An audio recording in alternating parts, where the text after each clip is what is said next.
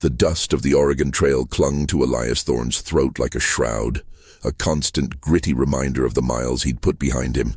He'd come to this desolate corner of the American West, a settlement of little more than a dozen rough-hewn cabins and a general store, on the vague promise of land and a new start.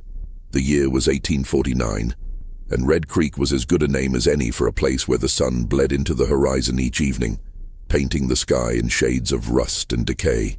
Elias, a man in his early 30s with a quiet intensity in his blue eyes, had seen too much of the world's ugliness back east to believe in a promised land. But the desperation in his heart had made him follow the fading tracks of countless others. His arrival drew the wary glances of the locals. They were a hardened lot, their faces etched with the struggles of frontier life. He tied his horse, a weary sorrel mare, to the hitching post outside the Red Creek General. The sign, half-rotted and swinging in the dry wind, announced its name in faded black letters. As he stepped inside, the bell above the door jangled, a sound that seemed too cheerful for the oppressive stillness of the place. The store's proprietor, a stout man with a grizzled beard and a perpetually suspicious squint, barely looked up from his ledger. "Passing through, stranger?" he grunted, his voice like gravel. "Thought I might settle," Elias replied, his voice calm and even. "Heard there was land."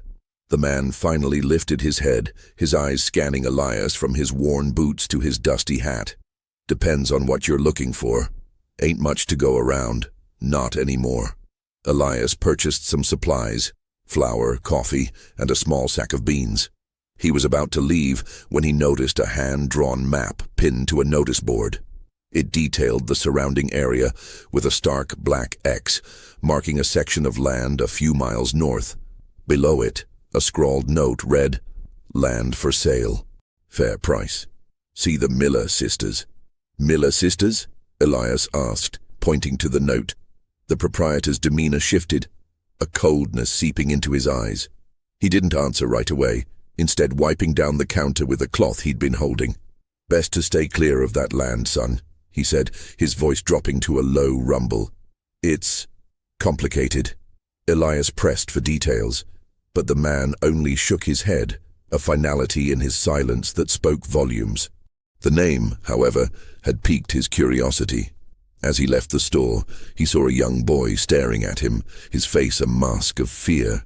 The boy's mother quickly pulled him away, muttering something under her breath as she shot a nervous glance in Elias's direction. It was a cold welcome, but Elias had learned long ago that fear was a universal language. He spent the next few days in the makeshift saloon, listening to the hushed conversations and whispered rumors that swirled around Red Creek. The Miller sisters were a constant, unsettling presence in the town's folklore. There were 5 of them: Abigail, the eldest and supposedly the most cunning; Beatrice, the sharp-tongued one; Eleanor, the quiet and watchful one; Clara, who was said to have an unnerving calm; and the youngest, Delilah, whose beauty was only ever mentioned in hushed, fearful tones. The stories were contradictory and always tinged with dread. Some said they were witches who'd cursed the land. Others claimed they were just cunning opportunists who had driven off anyone who dared to challenge their claim. What was consistent, however, was the fate of those who crossed them. 5 men, each a prospective landowner who had tried to claim the Millers' territory, had disappeared without a trace over the past 2 years. 5 men, each leaving behind a grieving widow. The local sheriff, a lazy man named Silas, had dismissed the disappearances as men getting lost or falling prey to the wild. But the townsfolk knew better. They called the land Widow's Acre. Elias, however, was not easily swayed by ghost stories or frontier gossip. He had a pragmatic mind, honed by years of surviving on his wits. He was also desperate. The money in his pouch was dwindling, and the land he'd come for was proving to be a phantom. The Miller sisters' land was his only real option. He reasoned that it was just a matter of strong-arming a few isolated women into a fair deal. He dealt with worse men. How bad could 5 women be? He decided to ride out the next morning. The sun, a swollen red orb in the eastern sky, cast long, distorted shadows as he rode north. The land grew wilder, the trees denser, and the silence became a tangible weight. He came to a small, isolated homestead, a stark and desolate cabin surrounded by a low fence. It was in disrepair, but it was there, a physical reminder of the land's previous owner, a man named Samuel who had vanished a year prior. Suddenly a voice as dry as the wind cut through the quiet. "You're lost, mister." Elias turned. A woman stood in the shade of a large oak, a rifle held casually in her hands. She was tall and slender, her face obscured by the brim of her bonnet, but her posture was one of unyielding authority. "No, ma'am," Elias said, dismounting slowly. "I'm looking for the Miller sisters." "You found us," she replied. "Which one of us were you hoping to find?" Her words were not a question, but a challenge. Elias looked around, trying to spot the others, but saw no one. He felt a prickle of unease, but pushed it down.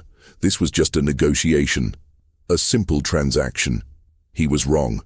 It was the beginning of a long, dark journey into the heart of a mystery he couldn't have imagined. As the woman stepped into the light, he saw her face clearly. It was Beatrice, he presumed, judging by the sharp lines of her mouth and the calculating look in her eyes. Her expression was a mask of cold indifference, but beneath it, Elias sensed something else. A silent, deep-seated resentment, a kind of hardened sorrow. He knew then that this was not a simple land dispute, and that he was venturing into something far more dangerous than he had bargained for. He would soon learn that the 5 men who disappeared weren't just gone. They were part of a puzzle, and Elias was about to become the next piece. If you enjoyed this first chapter and want to see how the story of Elias and the Miller sisters unfolds, be sure to subscribe to the channel. Remember, this is a fictional story, but the terror is very real. The woman lowered her rifle, the click of the safety catching Elias's attention. "I'm Beatrice," she said, her voice a low, melodic drawl that carried a deceptive sweetness. "What business you got on our land?" "I saw the notice in town," Elias replied, keeping his voice steady despite the tension in the air. "I'm looking to buy." Beatrice let out a short, humorless laugh. "A lot of men come looking to buy. Not many end up leaving with what they came for." Elias chose to ignore the veiled threat. "I'm a reasonable man. I'm willing to pay a fair price." "A fair price for land that's been cursed?" A new voice chimed in. Elias turned to see a second woman, younger than Beatrice, emerge from behind a gnarled juniper bush. She was beautiful in a stark, unsettling way, with wide, dark eyes that seemed to hold no light. "They say we've got the devil's hand in our business." This was Delilah, he guessed, the youngest. Her words, though spoken with a mocking lilt, had an undercurrent of genuine sorrow. "And what do you say?" Elias asked, directing the question to Beatrice. "I say a man who believes in fairy tales won't last long out here," Beatrice retorted. "This land is ours. We worked it, we fought for it, and we lost for it. It's not for sale, not to a stranger." Elias felt a surge of frustration. "Then why the notice in town?" "Just a little test," Delilah said, a playful smile on her lips that didn't reach her eyes. "To see who's got the nerve to come all the way out here. The last man who tried didn't make it past the old oak tree." She pointed to the massive, ancient tree under which Beatrice had been standing. Elias looked at the base of the tree and saw, faintly, a small pile of freshly turned soil. His heart quickened. "I don't scare easy," Elias said, his voice hardening. "I came for a reason.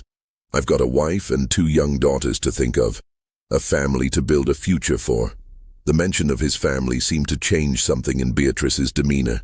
Her shoulders slumped slightly, and the hardness in her eyes softened, just for a moment. It was a flicker of something human, something vulnerable. "A family," she repeated, the word a bitter taste on her tongue. "The last man who came had a family too. Said he needed the land for his boy." "And what happened to him?" Elias asked, pressing for the truth he knew they were withholding. Beatrice's eyes went cold again, the brief moment of vulnerability vanishing as quickly as it had appeared. He went back east, decided the west wasn't for him. Elias knew it was a lie. He had seen the fear in the townspeople's eyes, heard the hushed whispers, but he also saw the deep, abiding sadness in Beatrice's face, a grief so profound it had become a part of her. He decided to change his approach. "I'm not here to take what's yours," he said, holding his hands up in a gesture of peace. "I'm here to work with you. I'm a carpenter. I can build things. I can help with the homestead. We can be neighbors." Beatrice and Delilah exchanged a look. It was a silent conversation, a language only they understood. Delilah's smile faded, replaced by a thoughtful frown. "What do you need a carpenter for?" Elias asked, hoping to find a chink in their armor. "Is there something that needs fixing? The cabin looks like it could use some work." Beatrice hesitated, then gestured with her rifle toward the dilapidated cabin. "The porch railing is rotted through. We've got a horse with a limp, and the well's gone dry." Elias walked over to the cabin, his heart pounding with a mixture of fear and triumph. He was in. He wasn't sure what he was getting into, but he was in. The cabin itself was more of a shack, with peeling paint and sagging walls. The porch railing was indeed a hazard, and the well stood like a skeletal monument to a vanished water source. "I can fix all of this," Elias said, his voice brimming with a confidence he didn't quite feel. "Let me show you what I can do. I'll work for a week, no pay. If you're not satisfied, I'll leave and you'll never see me again." Beatrice's eyes narrowed. "And if we are satisfied, then we talk about the land," Elias said, holding her gaze. A long silence stretched between them, broken only by the dry wind rustling through the leaves. Beatrice's gaze was unblinking, assessing, calculating. Finally she nodded. "1 week. We'll be watching." Elias spent the rest of the day in a state of nervous vigilance. He began by repairing the porch railing, his skilled hands making quick work of the splintered wood. Delilah watched him from a distance, her dark eyes following his every move. He tried to start a conversation, but she only gave him short, clipped answers. He learned that the sisters had been living on the land for 5 years, ever since their father died. Their mother, too, had passed away years ago, leaving the 5 of them to fend for themselves. He also learned that the sisters, despite their fearsome reputation, were barely surviving. Their crops were failing, their livestock was dwindling, and their cabin was falling apart. The land, it seemed, was as unforgiving to them as it was to anyone else. As the sun began to set, a 3rd woman appeared. She was older than the others, with a stern face and a tired, haunted look in her eyes. This must be Abigail, the eldest.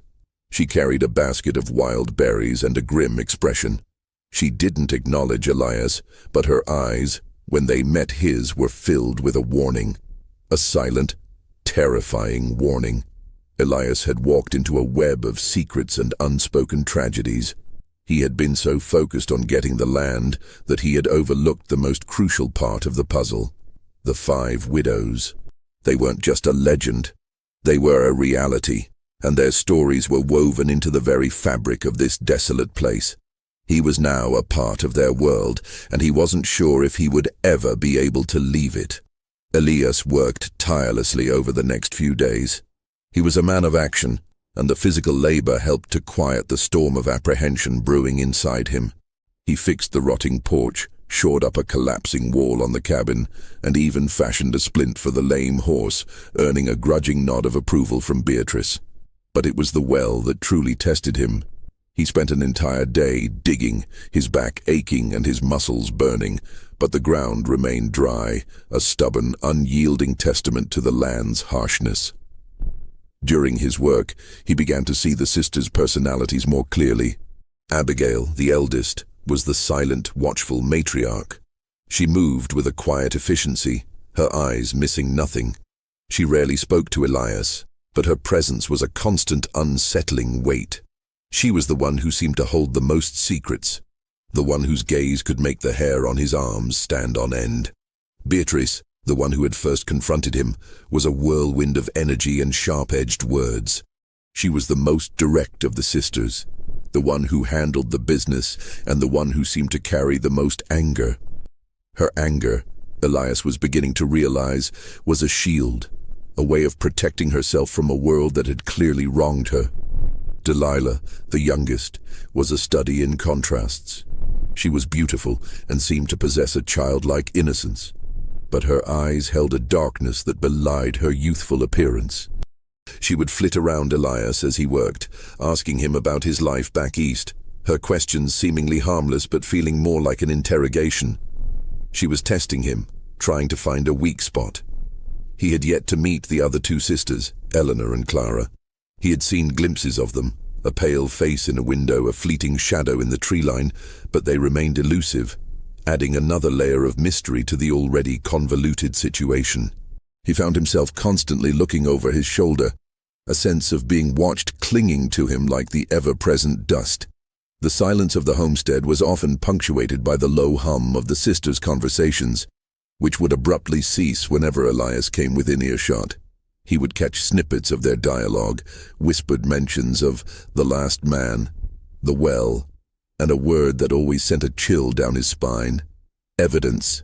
One afternoon, as he was resting under the shade of a tree, Abigail approached him. Her face was grim, her eyes fixed on the ground. "You're a persistent man, Elias Thorne," she said, her voice surprisingly soft. "Most men would have given up by now." "I've got nothing to go back to," Elias replied truthfully. "This is all I have." Abigail's gaze lifted to meet his, and for the first time, Elias saw the raw grief etched on her face. "Sometimes, what you think you have is a lot less than you think, and what you think you've lost, you might have lost a long time ago."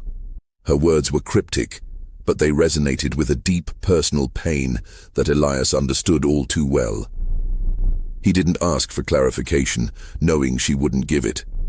Instead, he asked about the well. "It's dry, but I think there's still water there," he said. "It's just clogged up with something. Old debris, maybe." Abigail's eyes widened almost imperceptibly, a flash of fear in their depths. "Leave it be," she said, her voice suddenly sharp and commanding. "It's not worth the trouble." Her abrupt change of tone was a clear warning. Elias, despite his curiosity, decided to heed it. He spent the rest of the day working on the cabin's roof, his mind racing. What was in the well? Was it the evidence they'd been whispering about? Was it connected to the disappearances? That night, a storm rolled in, a rare occurrence in the dry climate. The wind howled like a banshee, and the rain came down in a torrential, unrelenting downpour. Elias was huddled in a small, leaky shed he'd been using as his temporary shelter when he heard a faint scratching sound from outside. He grabbed his lantern and a small, rusted hatchet, his heart pounding in his chest. He opened the door just enough to peek out. The wind was a roaring beast, and the rain was so heavy he could barely see. But he saw it, a figure, small and hunched, kneeling by the well. It was Clara, he realized, the sister who had remained a phantom until now. She was a slender woman, her movements quick and jerky.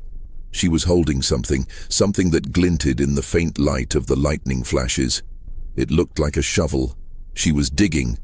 Elias's blood ran cold. The well.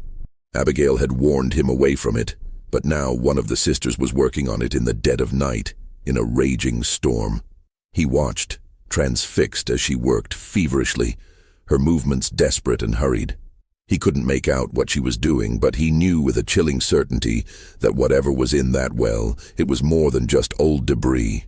It was the key to the mystery, and the sisters were trying to hide it. Suddenly, a massive clap of thunder shook the ground. Clara looked up, her face a mask of fear and urgency. She scrambled to her feet and disappeared back into the shadows, the shovel left behind, half buried in the mud near the well's edge. Elias stood there, his heart hammering against his ribs. He knew what he had to do. He had to go to the well. He had to see what they were hiding. The stakes had just been raised, and he was no longer just a man looking for land. He was a man looking for the truth, and he had a terrifying feeling that the truth would be his undoing. He knew that the sisters weren't just defending their home. They were protecting a terrible secret, and he was dangerously close to uncovering it. The storm raged on, but Elias's apprehension had been replaced by a grim determination. He waited until the thunder and lightning subsided into a low, grumbling roar. Then he made his move. The rain still fell in a steady, cold sheet, but he ignored it, his eyes fixed on the well. He approached it cautiously, his every sense on high alert. The ground was slick with mud, and the air was heavy with the smell of wet earth. He found the shovel Clara had abandoned, its blade caked with dark, glistening mud. He picked it up and began to dig. He didn't have to go deep. Just a few feet down, the shovel's blade hit something hard, something that wasn't stone. He knelt down, his hands shaking, and began to scrape away the mud. What he found sent a shockwave of ice through his veins. It was a lockbox, rusted and weathered, its metal casing covered in a thick layer of mud. He knew this box. He had seen it in the hands of the general store proprietor. A small, unassuming metal box that belonged to the last man who had tried to buy the land, a man named Samuel. He remembered the rumors. Samuel had come to Red Creek with a small fortune in gold to buy the land. He had vanished, and the money had vanished with him. The townsfolk had assumed he'd been robbed and murdered by outlaws, but the truth was far more sinister. Elias pried the lockbox open with the help of a rock. The clasp groaned and gave way.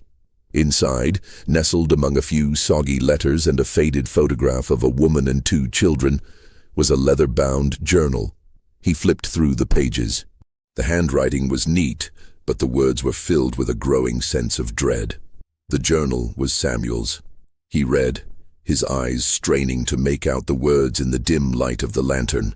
Samuel had come to the land with an open heart, ready to start a new life. He had met the sisters, and at first they had seemed to be kind, if a bit peculiar. They had offered him a fair price for the land, and he had agreed. He was a rich man, but a simple one, and he trusted them. They had a signed agreement, and he had given them the lockbox with the gold. Then the truth started to unravel. The sisters had not given him a deed. They had given him a fraudulent document, a useless piece of paper. When he confronted them, they had denied everything. They had accused him of trying to steal from them, of being a liar. They had trapped him, and he had realized with a chilling certainty that he was not the first. Samuel's journal detailed his final, desperate days. He had tried to reason with them, to plead with them, but they had turned cold and ruthless. He had tried to leave, but they had intercepted him on the trail, a silent, menacing wall of 5 women. They had taken his horse, his supplies, and his dignity. The last entry was a plea for help, a desperate final cry for justice. "They're not just women," he had written. "They're demons, and they want to bury me just like they buried the others." Elias's blood ran cold. The journal didn't just tell the story of one man, it told the story of 5. He remembered the whispers in the saloon, the 5 widows in town. Each man had come with a promise, a dream, and each had vanished, leaving behind a grieving family and a stolen fortune. The sisters hadn't just driven them away, they had taken their lives and their money to survive. The well was their silent tomb, a place to bury their secrets and their victims. He looked up from the journal, his mind reeling. He had to get out of here. He had to get back to town and tell the sheriff. He had to warn the townsfolk about the true nature of the Miller sisters. But as he turned to leave, a cold, hard voice cut through the night. "Looking for something, Elias?" He spun around. Abigail stood there, her face a mask of grim resolve. Behind her, Beatrice, Clara, Delilah, and a 5th sister, a pale, waif-like woman with a vacant stare, stood in a silent, menacing line. Eleanor, he realized with a jolt. They were all there, and they were all watching him. "I found it," Elias said, his voice trembling. "I found your secret." Abigail stepped forward, her eyes filled with a terrifying mix of grief and rage. "It's not a secret," she said, her voice a low growl. "It's our story. It's what men like you forced us to do to survive. You men with your promises and your greed, you come here and you try to take what's ours. You think we're just women, easy to push around. But you're wrong. We are the land, and the land is us, and this land takes its pound of flesh. The sisters moved in, a silent, grim procession.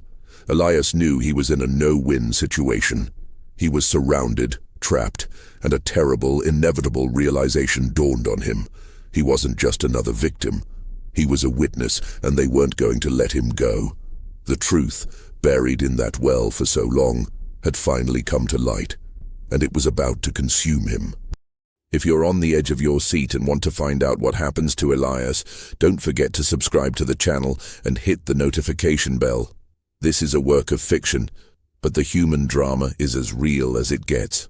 The rain had stopped, and the moon, now visible between the parting clouds, cast a cold, ethereal light on the scene. Elias stood his ground, the journal clutched tightly in his hand, a silent barrier between him and the 5 sisters. "You don't understand," Beatrice said, her voice unusually calm. "This was never about money. It was about survival. You murdered them," Elias accused, his voice thick with a mix of fear and disgust. "We gave them a choice," Abigail countered, her face a rigid mask of stone. "They could have left.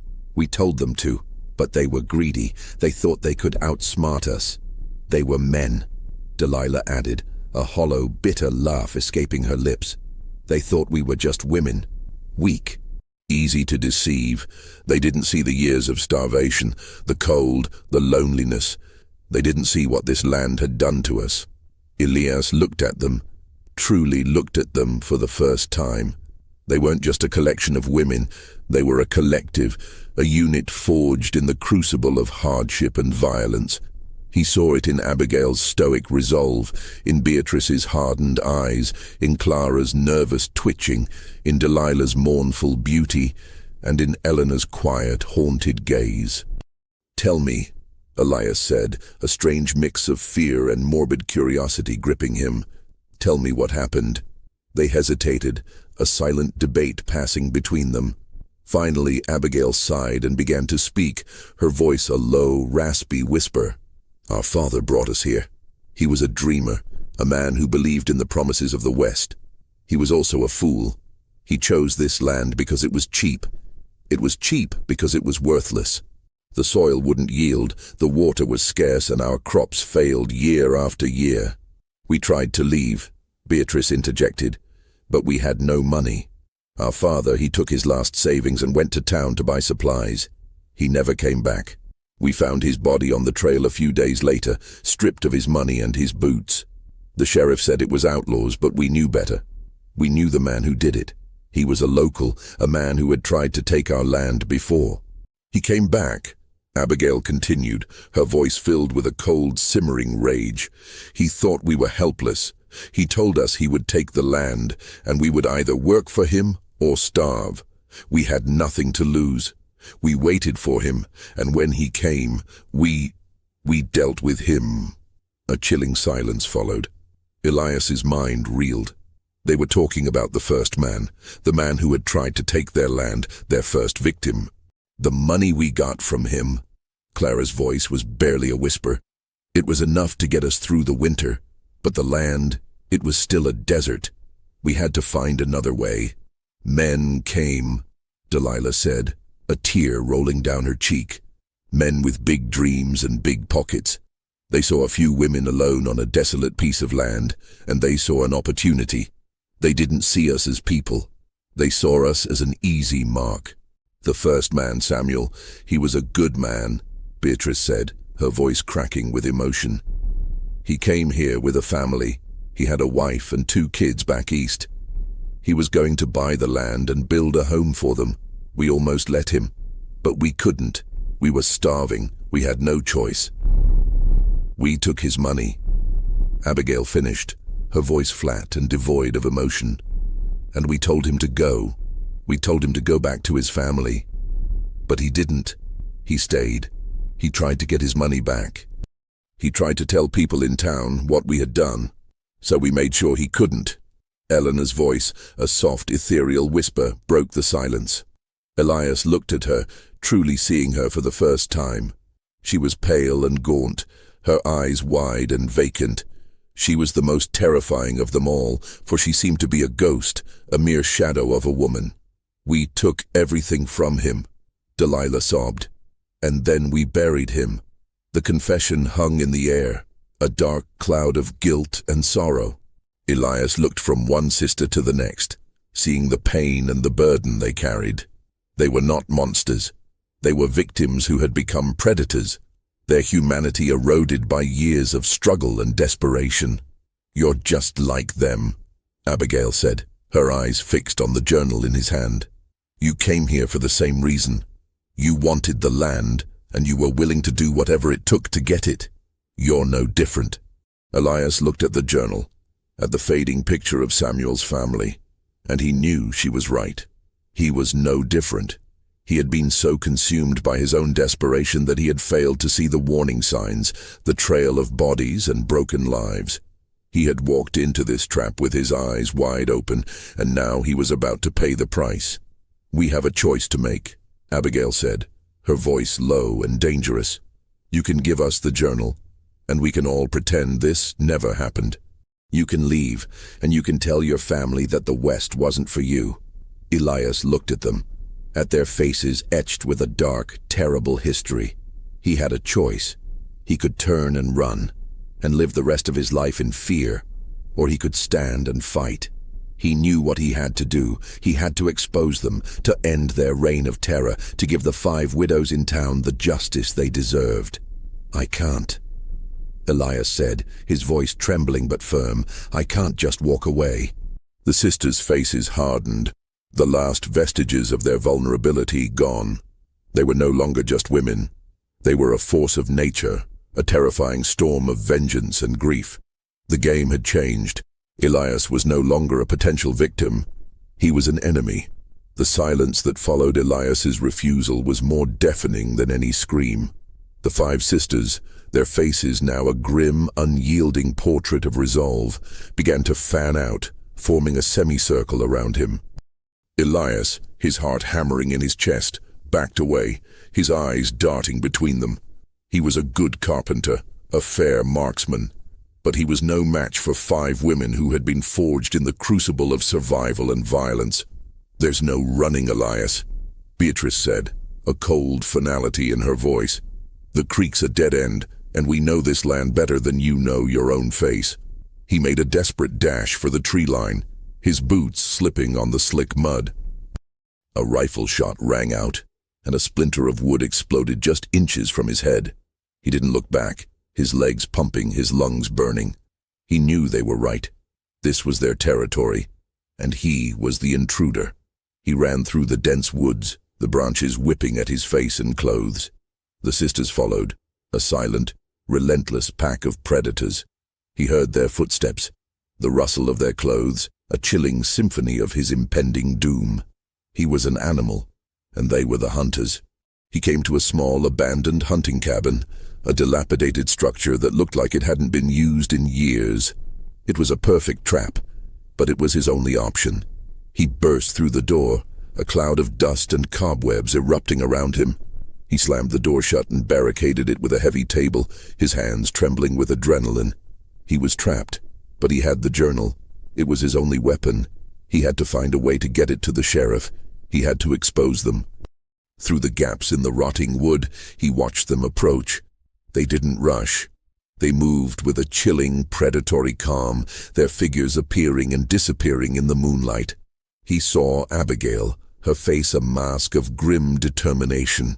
He saw Beatrice, her rifle held steady. He saw Clara, her hands twitching with nervous energy. He saw Delilah, her beautiful face a mixture of grief and hatred.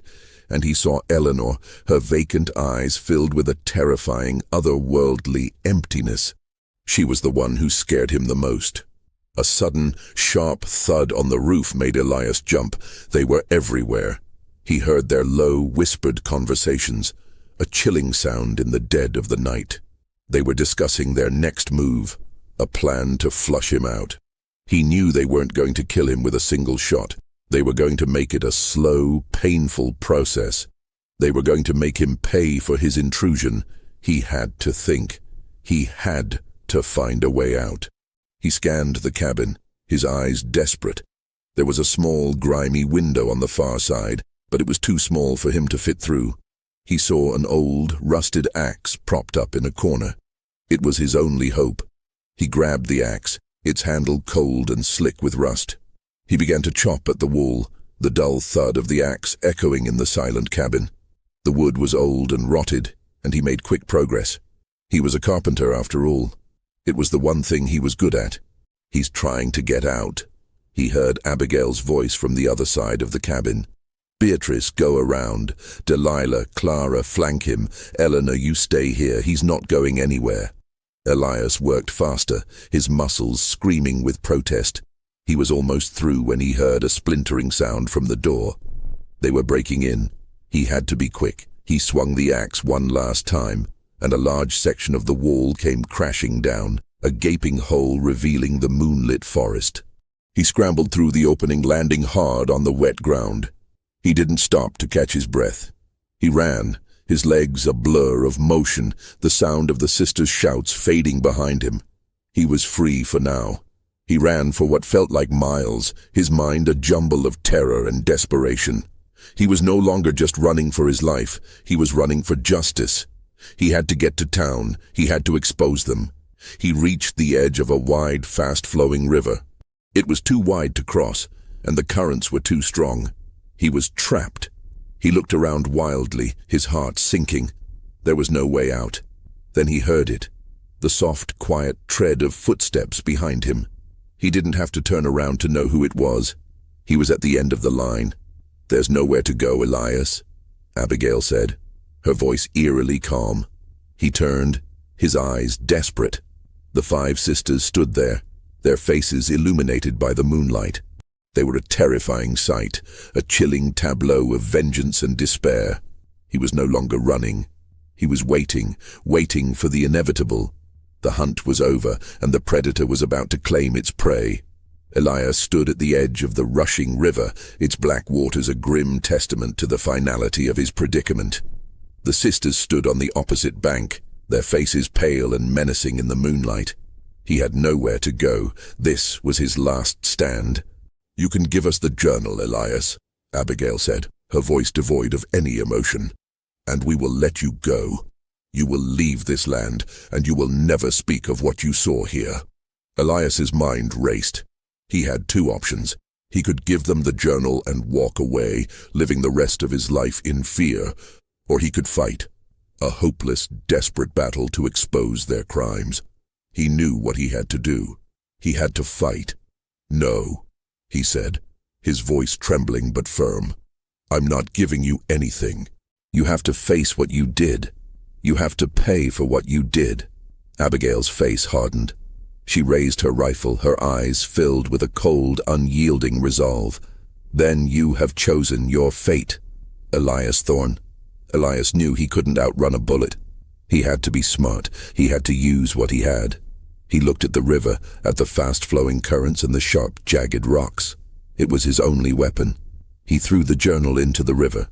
It hit the water with a soft splash and was immediately swept away by the strong currents, a small dark speck against the moonlit water. "No!"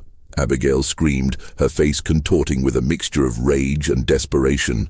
She fired her rifle, but the bullet hit the water with a futile plink. The sisters watched, their faces pale with shock and fury, as the journal disappeared around a bend. Elias had taken their secret, their leverage, and thrown it into the river. He had no evidence, no proof, but he had a way out.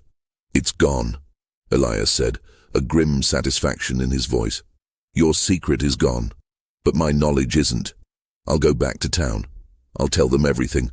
I'll tell them about the journal, about Samuel, about the 5 widows. They'll search the river. They'll find the proof." The sisters were frozen in shock. They had underestimated him. They had assumed he would be another victim, another easy mark. But he was something else. He was a survivor. Suddenly, a new sound cut through the tense silence, the sound of horses' hooves. A small party of men, their lanterns swinging in the darkness, emerged from the tree line. It was the sheriff, Silas, and 2 of his deputies. "What's going on here?" Silas's voice was a low growl. He dismounted, his eyes sweeping over the scene, his gaze lingering on the 5 sisters and the terrified figure of Elias Thorne. "They tried to kill me," Elias shouted, his voice cracking with emotion. "They're murderers. They killed 5 men. They buried them in the well." The sisters' faces were a mask of silent terror. Silas looked at them, at their pale, haunted faces, and then he looked at Elias. He saw the desperation in his eyes, the terror in his voice, but he also saw the rifle in Beatrice's hands, the grim determination on Abigail's face. "Don't lie to me, boy," Silas said, his voice hard. "These women are well respected in this town. They've been through a lot. They wouldn't hurt a fly." "They're not what you think they are," Elias pleaded. "They've been taking men, burying their secrets and their bodies in the well. I found a journal, Samuel's journal. It's proof." Silas looked at the sisters. They were silent, their faces unreadable. The truth hung in the air, a thick, palpable weight. Silas didn't know who to believe. He was a lazy man, a man who preferred to let sleeping dogs lie. He didn't want to get involved in a bloody, messy conflict. He made a decision. It was a decision that would change everything. "Get on your horse, son," Silas said to Elias, his voice low and firm. "We're going back to town. We'll sort this out there." Elias looked at the sisters. He saw the flicker of victory in their eyes, the grim satisfaction. They knew Silas would never believe him. They knew they had won. But as he turned to mount his horse, he saw something. He saw a flash of movement from the shadows behind the sisters. It was a man, a tall, gaunt figure with a cold, unforgiving look in his eyes.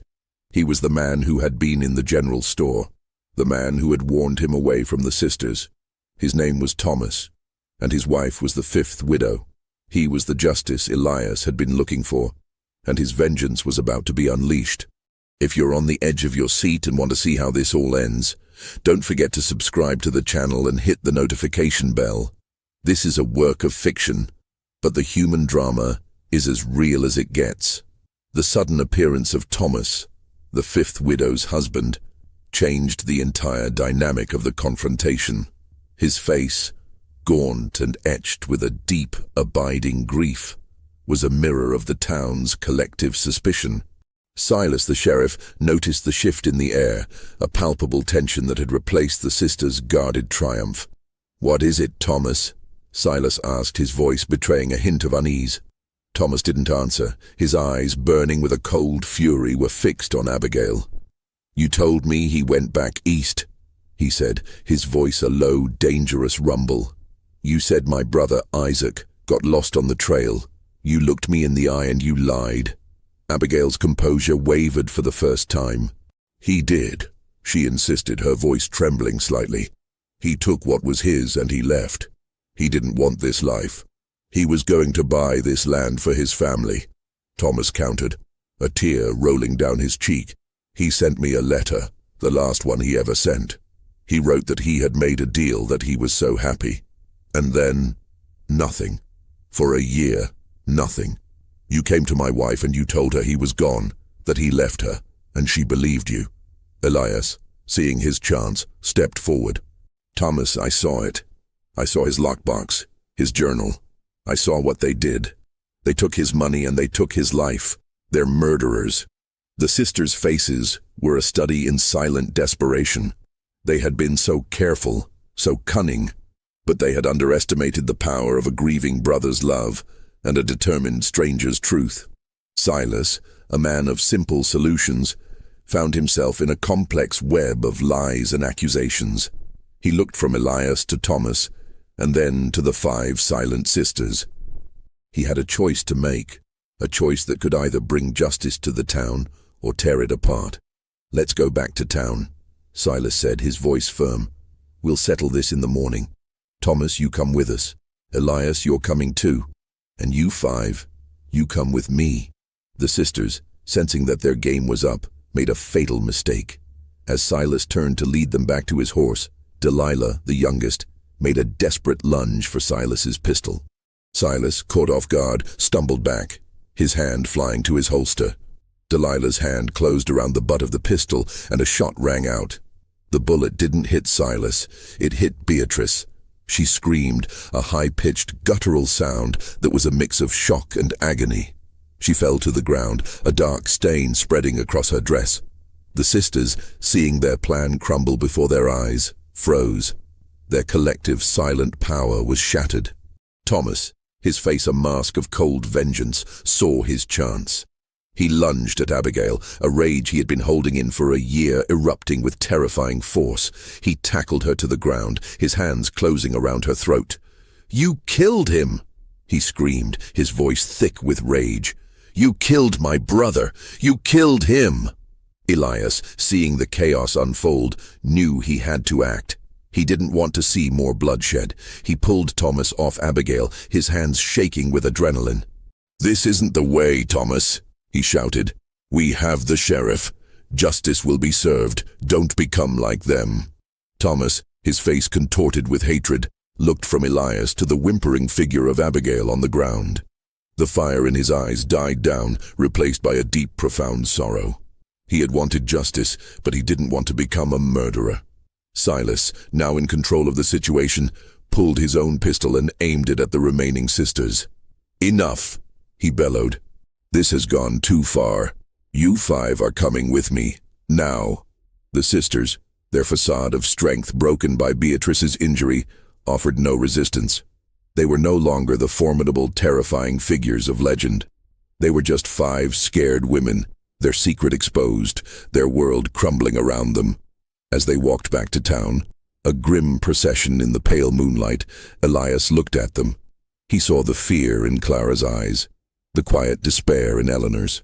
He saw the pain in Abigail's face as she looked at her injured sister. He saw the cold, hard reality of their situation. They were not just villains. They were products of their environment, victims who had become monsters to survive. He had won. He had exposed them, and he had brought them to justice. But as he looked at the 5 sisters, at the wreckage of their lives, he felt no triumph. He felt only a deep, profound sadness.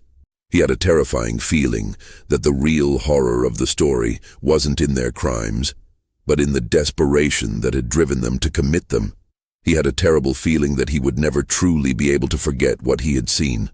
The return to Red Creek was a grim, silent procession. The lanterns of the sheriff and his deputies cast long, dancing shadows on the dusty streets, and the townspeople, roused from their sleep by the commotion, peered from their windows with a mixture of fear and morbid curiosity. The sight of the Miller sisters, their hands bound, their faces pale and defeated, was a shock to everyone. The myth of the 5 dreaded sisters had been replaced by a much more terrifying reality. They were taken to the small one-room jailhouse, a rudimentary structure of logs and iron bars. Elias, Thomas, and Silas sat in the sheriff's office, the air thick with the unspoken weight of the night's events. Elias recounted his story, his voice a low, steady drone. He spoke of the note in the general store, the trip to the homestead, the well, and the journal. He spoke of Samuel, of Isaac, and of the other 3 men. Silas listened, his face grim, his eyes fixed on the tabletop. He had known, in the back of his mind, that something was wrong, but he had been too lazy, too afraid to investigate. Now, the truth was staring him in the face, a terrifying testament to his own negligence. "We need to go back to that well," Elias said, his voice flat. "The journal's in the river, but the bodies, they're still there. They're the proof." Thomas nodded in grim agreement. "They have to pay," he said, his voice filled with a cold, unyielding resolve. "They have to pay for what they did." Silas sighed, a heavy, tired sound. "We'll go at first light," he said. "We'll bring some men. We'll get to the bottom of this." The next morning, the sun rose over a town that was no longer a place of quiet complacency. The whispers had turned to angry shouts, the fear to righteous indignation. A crowd of 12 men, their faces a mix of sorrow and rage, gathered outside the jailhouse. They were the husbands, the brothers, the friends of the men who had disappeared. Silas, Elias, and Thomas led the group out of town, their eyes fixed on the horizon, on the direction of Widow's Acre. As they rode, a grim silence hung in the air, a silent promise of a reckoning. They reached the homestead, the morning sun casting a pale, cold light on the desolate landscape. The cabin stood as a silent monument to the sisters' struggle, a testament to the life they had tried to build. The well, a dark, gaping hole in the ground, stood as a terrifying testament to the lives they had taken. The men began to dig, their shovels hitting the hard ground with a sickening thud.